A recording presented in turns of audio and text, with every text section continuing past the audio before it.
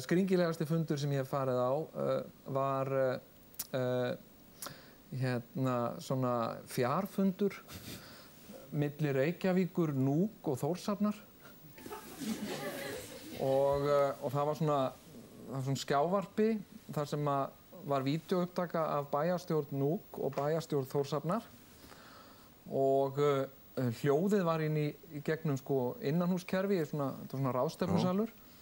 Og það var allt einhvern veginn svona rosa skrítið og á dönsku sem ég bara skil ekki. Nei.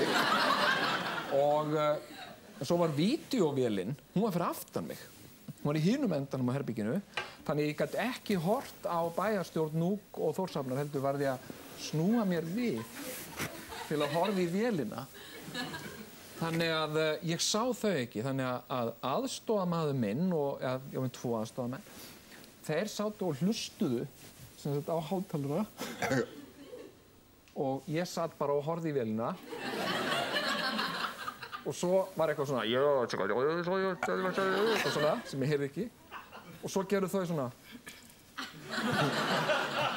þá kom svona þögn og þá sagði ég Reykjavík segir já.